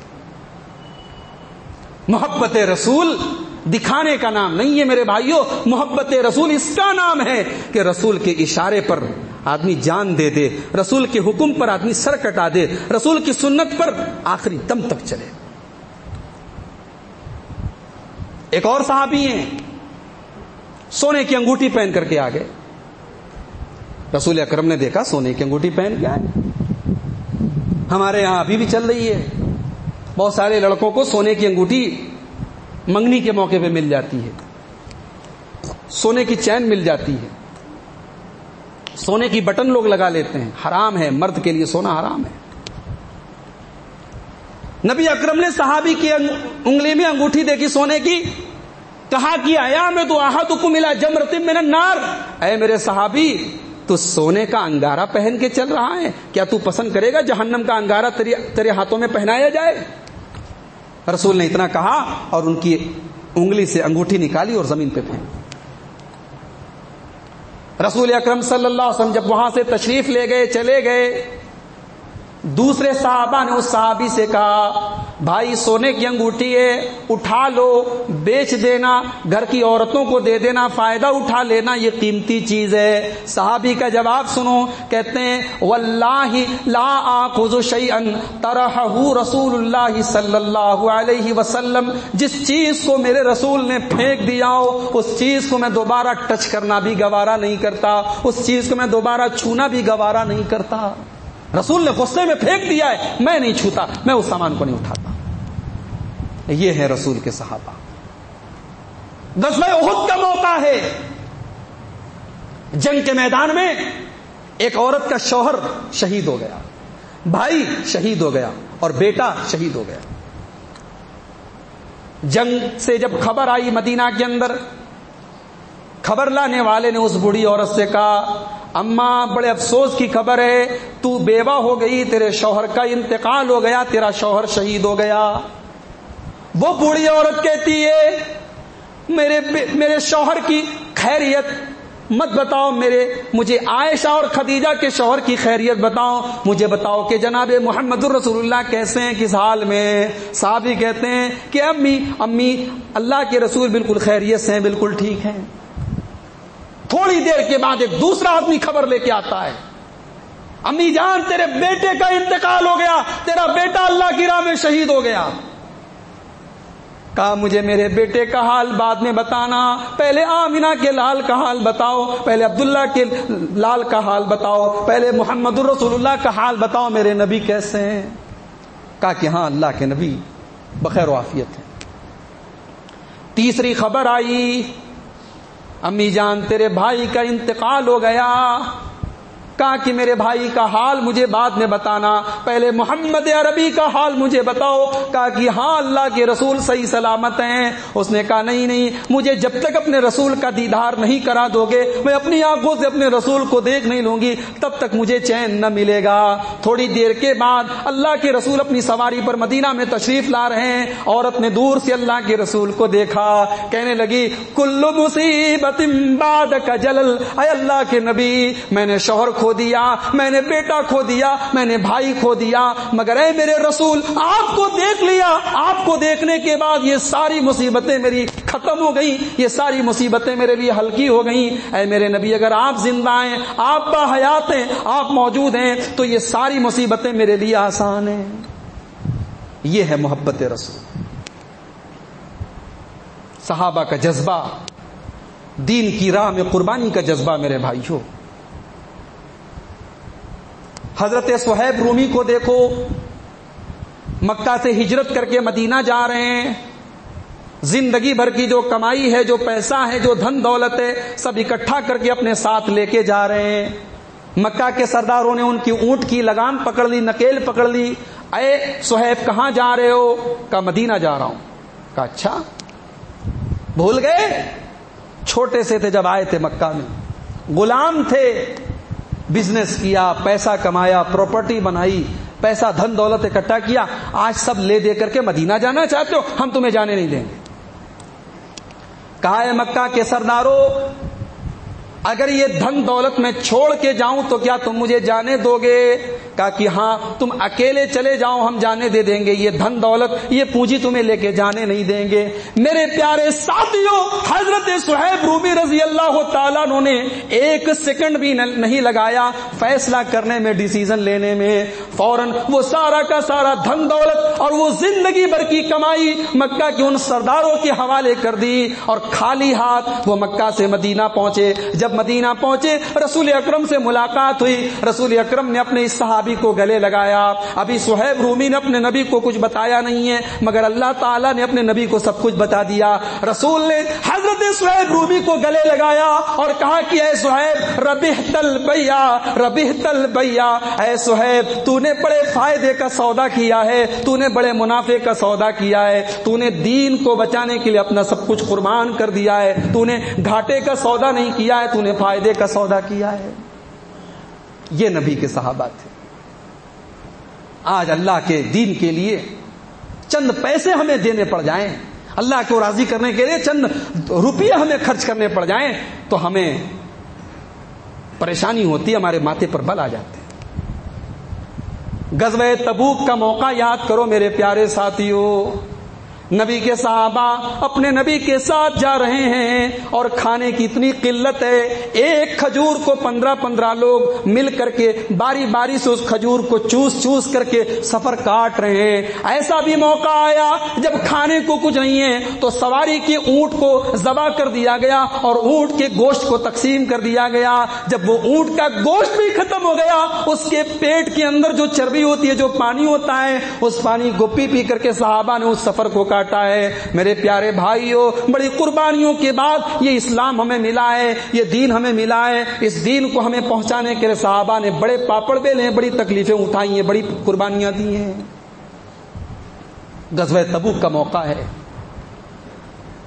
حضرت عمر فاروق نبی کا اعلان سنتے ہیں. نبی اکرم کا اعلان ہوتا ہے کہ جو غزوہ تبوک کے لیے تیاری میں جو بھی اپنا تعاون کرے گا, سپورٹ کرے گا, ڈونیشن دے گا, میں جنت کی گارنٹی دیتا ہوں اس کو. حضرت عمر فاروق اپنے گھر آتے ہیں, اپنے سارے سامان کو, سارے مال کو اکٹھا کرتے ہیں اور 2 حصوں میں ڈیوائیڈ کرتے ہیں اور آدھا مال گھر پہ چھوڑتے ہیں اور آدھے مال کو پیک کر کے رسول اکرم کی خدمت میں آتے ہیں اور رسول اکرم صلی اللہ علیہ وسلم کے قدموں میں لا کے رکھ دیتے ہیں. نبی اکرم سوال کرتے ہیں, اے عمر فاروق اتنا سارا مال لے کر کے آئے ہو, گھر والوں کے لیے کچھ چھوڑا ہے کہ نہیں چھوڑا ہے؟ ہاں اللہ کے نبی آپ فکر نہ کریں, آدھا لے کے آیا ہوں, آدھا چھوڑ کے آیا ہوں. عمر فاروق کہتے ہیں میرے دل میں آج یہ خیال آیا کہ ہمیشہ تو ابو بکر نیکی کے معاملے میں مجھ سے آگے نکل جاتے ہیں, آج عمر فاروق آگے نکل کر کے دکھائے گا, آج عمر فاروق آگے بڑھ کر کے دکھائے گا. بھئی ایسا کمپٹیشن بھی ہونا چاہیے سماج میں. دولت کے لیے تو بہت کمپٹیشن ہوتا ہے, بزنس کے لیے تو بہت کمپٹیشن ہوتا ہے. یہ کمپٹیشن جو صحابہ کرتے تھے, نیکی میں کمپٹیشن کرتے تھے. عمر فاروق کہہ رہے ہیں کہ آج میرے دل میں یہ خیال آیا کہ ابو بکر آج پیچھے ہو جائیں گے, عمر آگے ہو جائے گا. تھوڑی دیر کے بعد حضرت ابو بکر بھی آتے ہیں اور وہ بھی اپنا مال اللہ کے رسول کے قدموں میں رکھ دیتے ہیں. رسول اکرم کہتے ہیں ابو بکر ما ابقیت لأہلک, اے ابو بکر یہ بتاؤ تم گھر والوں کے لیے کچھ چھوڑ کے آئے ہو یا نہیں آئے ہو؟ اے اللہ کے نبی, گھر والوں کو میں کیا چھوڑ کے آؤں, آج اسلام کو میرے مال کی ضرورت ہے, آج اللہ کے دین کو میرے مال کی ضرورت ہے. ابقیت لہم اللہ ورسولہ, اے اللہ کے نبی میں گھر والوں کو اللہ کے سہارے چھوڑ کے آیا ہوں, میں گھر والوں کو اللہ کے بھروسے چھوڑ کے آیا ہوں, میں گھر میں اللہ کو اور اس کے رسول کو چھوڑ کے آیا ہوں, میں نے گھر میں پھوٹی کوڑی بھی نہیں چھوڑی ہے, کچھ بھی نہیں چھوڑا ہے. حضرت عمر فاروق کی آنکھوں میں آنسو آ جاتے ہیں اور کہتے ہیں ابو بکر عمر تیرا مقابلہ نہیں کر سکتا, عمر تجھ سے آگے نہیں نکل سکتا. یہ ہیں رسول کے صحابہ. حضرت عمرو بن جموح رضی اللہ تعالیٰ بوڑھے ہو چکے ہیں, ایک ٹانگ ان کی ختم ہو چکی ہے, ایک ٹانگ بچی ہے, 70 سال کی عمر ہے. غزوہ احد کا موقع ہے. رسول اکرم سے کہتے ہیں یا رسول اللہ میں اس غزوے میں جانا چاہتا ہوں. اللہ کے رسول کہتے ہیں اے عمرو بن جموح تمہارے 3 جوان بچے ہیں, وہ تمہاری طرف سے کافی ہیں, تم بوڑھے ہو چکے ہو, لنگڑے ہو ایک پیر سے. کہا اے اللہ کے نبی انہی لنگڑی ٹانگوں کے ذریعے, اس ایک ٹانگ کے ذریعے اگر میں جنت میں جانا چاہتا ہوں تو آپ میرا راستہ کیوں روک رہے ہیں؟ اے اللہ کے نبی جب قرآن میں اللہ تعالیٰ یہ فرما رہا ہے انفروا خفافا وثقالا, صحت کی حالت میں بھی اللہ کی راہ میں نکلو, اور بیمار ہو تو تب بھی اللہ کی راہ میں نکلو, پیسہ ہے تو تب بھی اللہ کی راہ میں نکلو, اور غریب ہو تب بھی اللہ کی راہ میں نکلو. جب قرآن یہ حکم دے رہا ہے تو اے اللہ کے نبی اگر میں 70 سال کا ہو گیا اور میں ایک ٹانگ کا اگر لنگڑا ہو گیا تو مجھے روکنے کا آپ کو کیا اختیار ہے؟ اے اللہ کے نبی مجھے جانے دیجئے, مجھے مت روکیے. نبی اکرم نے کہا ٹھیک ہے جاؤ تم. 70 سال کا یہ بوڑھا ایک ٹانگ کا لنگڑا انسان احد کے میدان میں صفوں کو چیرتے ہوئے سب سے آگے بڑھتا ہے اور دشمنوں کو جہنم میں پہنچاتے ہوئے اور دشمنوں کو قتل کرتے ہوئے اللہ کی راہ میں شہید ہو جاتا ہے. اور جب شہدائے احد کی لاشیں اکٹھا ہوتی ہیں رسول اکرم کہتے ہیں کہ میں دیکھ رہا ہوں کہ عمرو بن جموح کی دونوں ٹانگیں بالکل درست ہو چکی ہیں اور اللہ تبارک و تعالیٰ انہیں جنت میں داخل کر رہا ہے. میں اپنے اس صحابی کو, اس بوڑھے صحابی کو جنت میں جاتے ہوئے میں اپنی آنکھوں سے دیکھ رہا ہوں. یہ رسول کے صحابہ ہیں میرے بھائی. دین کی راہ میں قربانی، اللہ کے رسول کی محبت، اللہ کے دین سے وفاداری ان کی گھٹیوں میں ہے میرے بھائی۔ غزوہ احد میں رسول اکرم کے چہرے پر وہ جو جنگ کے میدان میں لوہے کی ایک ٹوپی پہنی جاتی تھی، آرمر کیپ، جس کو اردو میں خود کہتے ہیں، خود کی کڑیاں جو ہوتی ہیں وہ دونوں طرف اللہ کے رسول کے گال میں داخل ہو گئی تھی۔ بھئی ہمارے نبی نے بھی بڑی تکلیفیں جھیلی ہیں، نبی کا خون بہا ہے غزوہ احد میں۔ حضرت ابو عبیدہ ابن جراح نے دیکھا رسول بڑی تکلیف میں ہیں، رسول کے گال میں وہ لوہے کی کڑیاں داخل ہو گئی ہیں۔ اب حضرت ابو عبیدہ دیکھ رہے ہیں اگر ہاتھ سے نکالتا ہوں تو رسول اکرم کو تکلیف ہوگی۔ انہوں نے اپنے دانتوں سے پکڑ کے ایک طرف کی کڑی کو دانتوں سے پکڑ کے نکالا، کڑی تو نکل گئی، حضرت ابو عبیدہ کا سامنے کا دانت ختم ہو گیا۔ پھر دوسری طرف کی کڑی نکالی، دوسرا دانت بھی ختم ہو گیا، سامنے کے دونوں دانت ان کے ٹوٹ گئے۔ صحابہ کہتے ہیں سامنے کے دو دانت کسی کے ٹوٹ جائیں تو بڑا بدصورت لگتا ہے، مگر رسول کو تکلیف نہ پہنچے، رسول کو پریشانی نہ ہو، اس مقصد کے لیے رسول کے گال اور رسول کے رخسار سے وہ کڑیاں نکالنے والے ابو عبیدہ ابن جراح کا چہرہ بڑا خوبصورت لگتا تھا۔ یہ دنیا کا پہلا آدمی تھا جس کے دو دانت نکلے ہوئے ہیں مگر وہ بڑا مسکراتا ہے تو بڑا اچھا لگتا ہے۔ یہ رسول کے صحابہ تھے میرے بھائی۔ اور ایک آخری بات بیان کر کے بات ختم کرتا ہوں، فکر آخرت۔ رسول کے صحابہ کو آخرت کی کتنی فکر ہوتی تھی۔ بھئی ہم اور آپ دنیا دار لوگ ہیں، دنیا کے لیے جیتے ہیں، دنیا کے لیے مرتے ہیں، صبح اٹھتے ہیں دنیا کی فکر، رات میں بستر پہ لیٹتے دنیا کی فکر۔ بھئی جنت کے بارے میں کون سوچتا ہے؟ آخرت کے بارے میں کون سوچتا ہے؟ اور چار پیسے جس کے پاس آ جائیں، خوبصورت مکان جس کو مل جائے، خوبصورت بیوی جس کو مل جائے، وہ بیچارہ کہاں جنت کے بارے میں؟ وہ تو دنیا میں ہی جنت کا مزہ لوٹنا چاہتا ہے، وہ اس جنت کی فکر کہاں کرتا ہے؟ عثمان غنی کو دیکھو، کروڑ پتی آدمی ہیں، پیسے والے آدمی ہیں، دولت والے آدمی ہیں، راتوں کو رویا کرتے ہیں، قبرستان سے گزرتے ہیں، کسی قبر کو دیکھتے تو زار و قطار رونے لگتے ہیں۔ لوگ سوال کرتے ہیں کہ عثمان کیا بات ہے، آپ قبرستان پہ جب جاتے ہیں اور قبروں کو جب دیکھتے ہیں تو رونے لگتے ہیں؟ عثمان غنی کہتے ہیں او لوگو، میں نے اپنے نبی کو یہ فرماتے ہوئے سنا ہے کہ قبر آخرت کی پہلی منزل ہے۔ میں جب قبر کو دیکھتا ہوں مجھے اپنی آخرت یاد آ جاتی ہے، میں سوچتا ہوں کہ اس منزل کو جب میں کراس کر جاؤں گا تبھی میرے لیے آگے کی منزل آسان ہے، اور اسی لیے جب میں قبروں کو دیکھتا ہوں تو رونے لگتا ہوں۔ عمر فاروق کو دیکھو، عمر فاروق، ابو لولو فیروز نے حملہ کیا، ان کو گھر لے کے آیا گیا، طبیب اور ڈاکٹر آئے، حکیم آئے، دوائیں دی جا رہی ہیں مگر دوا منہ میں جا رہی ہے اور پیٹ سے باہر نکل آ رہی ہے، اتڑیاں کٹ چکی ہیں۔ امیر المومنین حضرت عمر فاروق سمجھ گئے میرا آخری ٹائم ہے، میرا آخری ٹائم ہے، اب میں اس دنیا سے جانے والا ہوں۔ اتنے میں ایک نوجوان آتا ہے، وہ آ کر کے حضرت عمر کی تعریف کرتا ہے، اے عمر آپ کو گھبرانے کی کیا ضرورت ہے، آپ تو رسول کے صحابی ہیں، آپ نے تو رسول کا ساتھ دیا ہے اور رسول کے ساتھ اللہ کی راہ میں لڑے ہیں، اور جب اللہ کے رسول دنیا سے چلے گئے، اے عمر فاروق آپ نے ابو بکر صدیق کے دور میں بھی ان کا ساتھ دیا، اور ابو بکر صدیق جب چلے گئے اور لوگوں نے آپ کو خلیفہ بنایا تو آپ نے عدل و انصاف کے ساتھ حکومت کی ہے، اور آج آپ اللہ کی راہ میں شہید کیے جا رہے ہیں۔ اے امیر المومنین، اے عمر فاروق آپ کو گھبرانے کی کیا ضرورت ہے، آپ تو جنتی ہیں۔ حضرت عمر فاروق کہتے ہیں اے میرے چچا، اے میرے بھائی کے بیٹے، اے میرے بھتیجے، اے نوجوان، کاش کہ تیری بات سچ نکل جائے اور کاش مجھے اللہ جنت میں داخل کر دے۔ ارے عمر تو یہ سوچتا ہے، عمر کی تو یہ تمنا ہے کہ اگر زمین بھر کے سونا بھی مجھے مل جائے اور اللہ تعالیٰ کی راہ میں وہ سونا میں خرچ کر دوں، اللہ کی راہ میں وہ سونا میں دے دوں اور اللہ مجھ کو گارنٹی دے دے اے عمر تو زمین بھر کے سونا مجھے دے دے، میں تجھے اپنے عذاب میں مبتلا نہیں کروں گا، میں جہنم میں تجھ کو نہیں داخل کروں گا اگر اللہ تعالیٰ گارنٹی لے لے۔ تو عمر فاروق زمین بھر کے سونا دے کر کے اپنے آپ کو جہنم سے بچانے کے لیے تیار ہے۔ یہ صحابہ ہیں جن کی زندگیاں اسلام کے لیے خدمت میں گزری ہیں، رسول کی محبت میں گزری ہیں، قربانیاں دے کر کے گزری ہیں۔ انہیں اپنی وفات کے ٹائم، اپنی موت کے ٹائم اپنے انجام پر رونا آ رہا ہے اور وہ اپنی جنت میں جانے کے لیے اور جہنم سے بچنے کی دعائیں کر رہے ہیں. میرے بھائی کاش کہ ہم ان صحابہ کو پڑھتے میرے بھائیو، ہمارے نوجوان پڑھتے. ہمارے ہیروز یہ ہیں. آج ہم نے اسکولوں کی جو تعلیم ہے، کانوینٹ اسکولوں میں ہمارا نوجوان دنیا بھر کے لوگوں کے بارے میں پڑھتا ہے.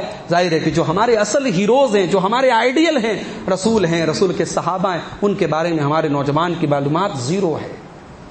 میں گزارش کروں گا میرے بھائی کہ رسول کے صحابہ کی سیرت پڑھو، وقت نکالو، پیسہ خرچ کرو، اپنے بچوں کو، اپنی بچیوں کو، اپنے گھر کی عورتوں کو رسول کے صحابہ، رسول کی صحابیات کی سیرت بتاؤ.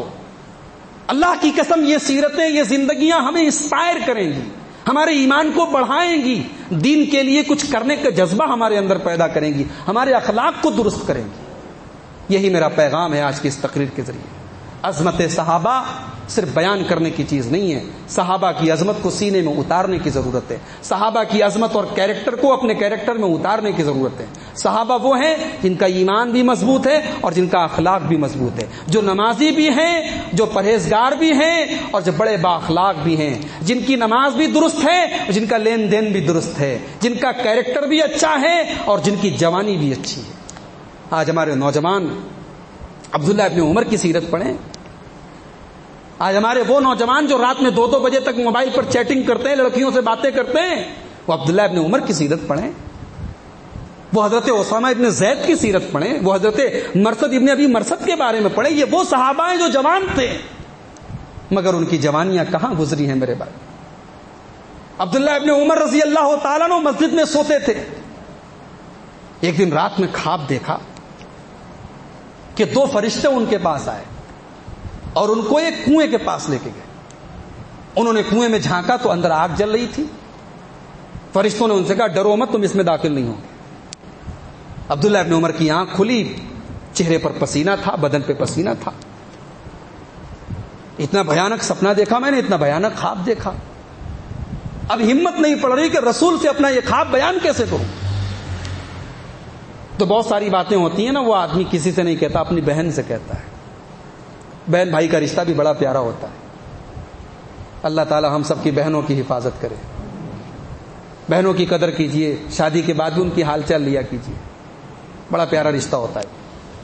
عبداللہ ابن عمر رضی اللہ تعالیٰ عنہ نے اپنی بہن ام المومنین، اللہ کے رسول کی اہلیہ، اللہ کے رسول کی زوجہ محترمہ حضرت حفصہ سے، اپنی بہن سے کہا کہ باجی آپ یہ سوال اللہ کے رسول سے کریں، میرے اس خواب کی تعبیر پوچھیں، اس خواب کا کیا مطلب ہے.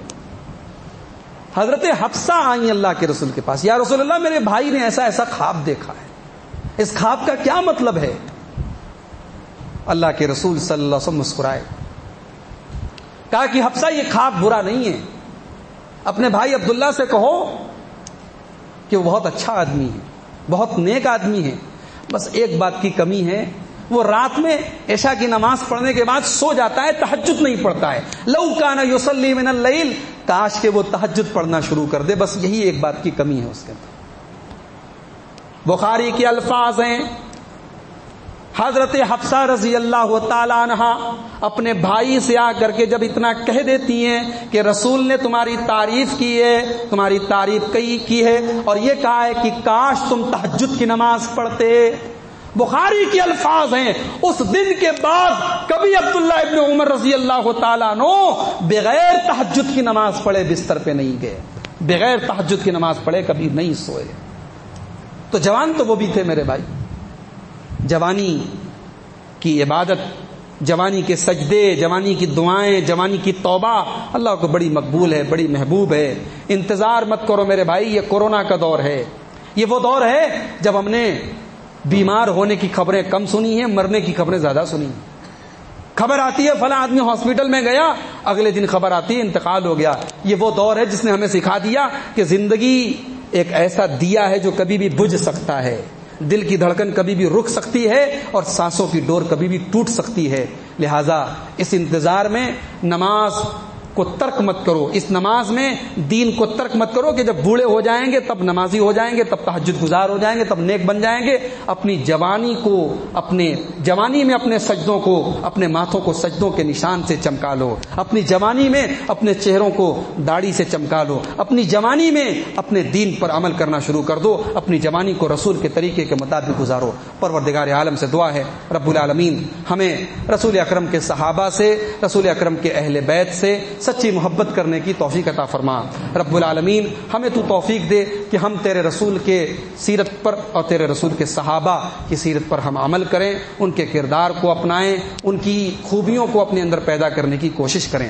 آج کا یہ پروگرام جن بھائیوں کی محنت اور کوشش سے آج اس گھر میں اللہ کے اس مسجد میں منعقد ہوا ہے، اللہ ان بھائیوں کو بھی جزائے خیر عطا فرمائے، اور اللہ تعالی ہم سب کے یہاں جمع ہونے کو، تقریر کے بیان کرنے کو اور سننے کو قبول فرمائے۔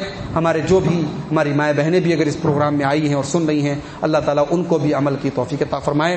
اللہ ہمیں سے جو لوگ بھائی کاروبار میں پریشان ہیں، روزی روٹی کے لیے پریشان ہیں، اللہ ان کے رزق میں برکت عطا فرمائے، ان کو حلال روزی عطا فرمائے۔ جو بیمار ہیں اللہ ان کو شفاء کامل عاجل عطا فرمائے۔ جو کسی بھی قسم کی ٹینشن میں ہیں، ڈپریشن میں ہیں، تکلیف میں ہیں، اللہ سب کی تکلیفوں کو دور فرمائے، اللہ سب کے جائز مسائل، جائز مرادوں کو پورا فرما دے۔ اللہ جب تک دنیا میں زندہ رکھے اسلام پر زندہ رکھے، اور خاتمہ ہم سب کا ایمان پر ہو، آمین۔ وآخر دعوانا ان الحمد للہ رب العالمین، والسلام علیکم ورحمۃ اللہ وبرکاتہ۔